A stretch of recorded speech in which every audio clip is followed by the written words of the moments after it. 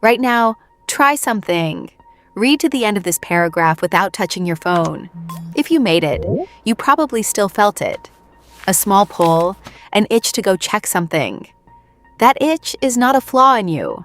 It was installed. For almost your entire history, attention was simple. You looked at one thing until it was done.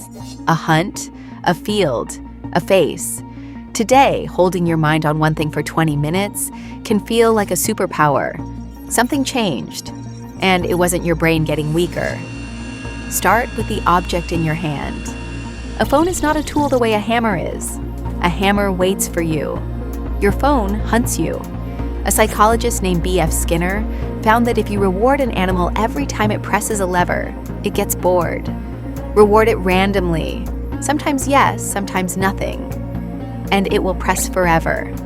Unpredictable reward is the most compelling pattern we know. It is how a slot machine works. It is how your feed works. You pull down and you never know what you'll get. And this is not an accident. Behind the screen sit thousands of engineers whose job is to take your attention and hold it.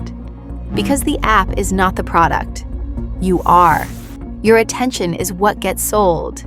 One former designer called it a race to the bottom of the brainstem. Whoever triggers the most primitive impulse wins. One human against the most advanced persuasion technology ever built. It was never a fair fight. But here is what we actually lost. The brain has a default mode, the state it drops into when you stop and do nothing. It waiting in line, staring out a window, being bored. We thought that was the brain idling. It's the opposite. That's when it sorts memory, imagines, and quietly builds the thing you call yourself. We used to fall into it dozens of times a day. Now, the instant a gap appears, we fill it with a screen. We deleted the empty spaces where thinking happened. And here is why stopping feels impossible. Dopamine is not the chemical of pleasure. It's the chemical of wanting. Your feed delivers hits of novelty faster than anything in nature, and your brain turns its own baseline down to match. Against that flood, a book, a slow talk, a hard problem, they feel unbearably dull.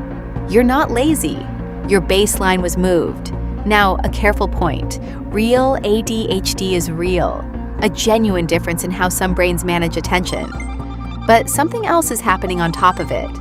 We built a world shaped like ADHD, fragmented, interrupting, rewarding the fast and punishing the deep. Millions without the condition now carry the symptoms.